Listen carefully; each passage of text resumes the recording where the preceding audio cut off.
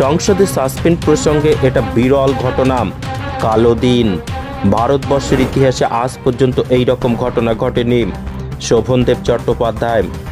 উত্তর 24 পরগনা জেলার বসিরহাট মহকুমার প্রান্তিক মাঠে বসিরহাট সংস্কৃতি ও স্বাস্থ্য মেলা 13তম বর্ষে উদ্বোধন করতে আসেন মন্ত্রী শোভনদেব চট্টোপাধ্যায়, উত্তর 24 পরগনা জেলা পরিষদের সভাধিপতি নারায়ণ গোস্বামী, বসিরহাট পৌরসভা চেয়ারম্যান অদিতি মিত্র রায়চৌধুরী, রাজ্য তৃণমূল যুব কংগ্রেসের সাধারণ সম্পাদক সুরজিৎ মিত্র বাদল সহ বিশিষ্ট নেতারা এদিন হাজির ছিলেন। এই উদ্বোধনী অনুষ্ঠানে মন্ত্রী বলেন, বাংলাকে স্বাধীন করেছে মুখ্যমন্ত্রী, ওনার সিদ্ধান্ত মেনে নেওয়া উচিত কংগ্রেসকে।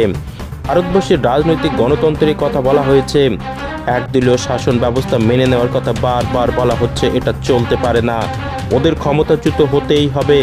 দিল্লিতে কেন্দ্রের বিরোধী দলনেতা অধীর চৌধুরী সহ 33 জন বহিষ্কার প্রসঙ্গে মন্ত্রী শোভনদেব চট্টোপাধ্যায় বলেন, গণতন্ত্র ইতিহাসে বিরল ঘটনা, একদলীয় শাসন ব্যবস্থা চলতে পারে না। ভারতবর্ষের গণতন্ত্রের ইতিহাসে শেকড়ের রন্ধ্রে রন্ধ্রে গণতন্ত্রের কথা বলা আছে।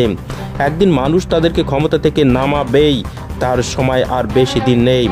পাশাপাশি আগামীকাল মঙ্গলবার জোটের বৈঠক ফলপ্রসূ হবে বলেও তিনি আশাবাদী।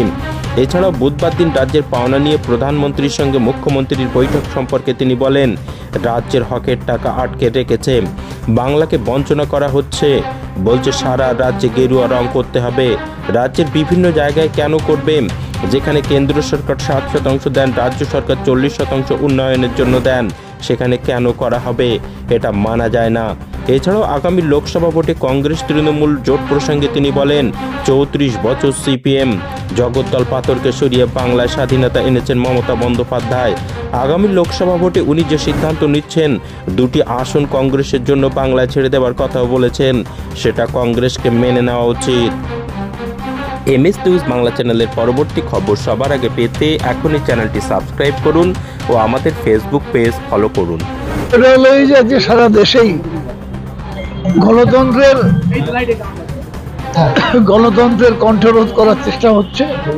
এটা আজকে নয়, আমাদের নেত্রী মমতা বন্দ্যোপাধ্যায়, আমাদের নওজোয়ান নেতা অভিষেক, আমাদের গোটা দল, সবাই মিলেই আমরা বলছি, গোটা দেশ বলছে, যে গণতন্ত্র প্রতিষ্ঠিত হয়েছিল ভারতবর্ষে, আজকে নরেন্দ্র মোদীর নেতৃত্বে সেই গণতন্ত্র আজকে কণ্ঠরুদ্ধ হচ্ছে।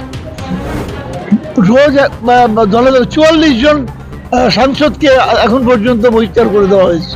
বিরল ঘটনা, ভারতবর্ষের ইতিহাসে কখনো ঘটেছে বলে যায় না। যখনই কেউ সত্য উদ্ঘাটন করে, তখনই নরেন্দ্র মোদী কোলে কোলে পেঁচে, অর্থাৎ মমতা বন্দ্যোপাধ্যায় অত্যন্ত বলিষ্ঠ হয়ে বলেন, বিরোধিতা করেন, কেন্দ্রের অন্যায়ের প্রতিবাদ করেন। আজকে তার রাজ্যেতে ইডি, সিবিআই। আমি তো বলেছিলাম যে ভারতবর্ষে যতগুলো বিজেপি শাসিত রাজ্য আছে, সব রাজ্যগুলোতে যারা শাসন করছেন, তারা হচ্ছেন সকলেই যুধিষ্ঠিরের ধর্মপুত্র, যুধিষ্ঠিরের সন্তানেরা, আর যারা আছেন সব শয়তানের সন্তানেরা। তাই সেখানে ইডি, সিবিআই, ইনকাম ট্যাক্স থেকে শুরু করে সমস্ত, কিন্তু একটা বিজেপি শাসিত রাজ্যে যাচ্ছে, সেখানে সব ধর্মপুত্ররা থাকেন, কোনো চোর নাই, কোনো অন্যায়কারী নাই। অন্যায় যে সমাজ ব্যবস্থার মধ্যে আছে, সে সব দলে তার প্রতিফলন আছে। এই সমাজ থেকেই তো উঠে আসে সবাই, তো সব দলে তার প্রতিফলন আছে। কিন্তু দেখে দেখে এজেন্সিকে দিয়ে নানা রকম ভাবে, মানে যেখানে যেখানে বিরোধী দল আছে, তাদের কন্ট্রোল করার চেষ্টা করা হচ্ছে। কিন্তু ভারতবর্ষের মানুষের রক্তের মধ্যে গণতন্ত্র আছে, কৌটিল্যের যুগ থেকে গণতন্ত্র আছে, বৈদিক যুগ থেকে গণতন্ত্র আছে। নরেন্দ্র মোদীর ক্ষমতা নেই, সেই গণতান্ত্রিক অধিকার কেড়ে নেবে মানুষ, একদিন ওদের আসন থেকে, সিংহাসন থেকে ভাবিয়ে আনবে। এটা তো সর্বোচ্চ চলছে। এরা একটা সাসপেন্ড করে একটা লোকের, 2টো লোকের কন্ট্রোল করবে, দেশের লক্ষ কোটি মানুষের কন্ট্রোল করবে কি করে? পারবে না। ভারতবর্ষের দেখুন, এটা লক্ষ্য করে দেখুন, পাকিস্তানে মিলিটারি জুন্টা শাসন করেছে, বাংলাদেশে মিলিটারি জুন্টা শাসন করেছে, শ্রীলঙ্কায় করেছে, মায়ানমারে করেছে, চীনে একদলীয় শাসন, কিন্তু ভারতবর্ষে হয়নি। কারণ ভারতবর্ষের মানে শিকড়ের মধ্যে দিয়ে গণতন্ত্র আছে। তাই নরেন্দ্র মোদীর ক্ষমতা নেই সে গণতন্ত্রের কন্ট্রোল করতে পারে। বুধবারে যে বৈঠক, সাফল্য মনে করছে? অধিকার নয়, দাবি শুধু না, এটা অধিকার আমাদের। আমাদের টাকা নিয়ে গিয়ে আমাদের চোখ রাঙানো হচ্ছে। বলছে ওখানে হলুদ রং করতে হবে, নাহলে টাকা দেবো না। কেন? 60 ভাগ টাকাও দিচ্ছি, 40 ভাগ টাকা আমাদের সরকার দিচ্ছে। যেখানে 60-40 রেশিও আছে, সেখানে সব কেন গেরুয়া রং করতে যাবো কেন? সেখানে আমার রঙে থাকবে না কেন? এটা আমার অধিকারের প্রশ্ন। অধিকার কেড়ে নেওয়ার ক্ষমতা কার আছে?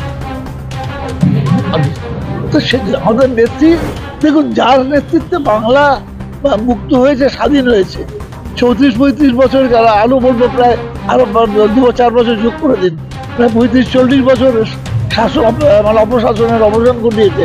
তিনি যে সিদ্ধান্ত নেবেন, এর থেকে বড় সিদ্ধান্ত নয়।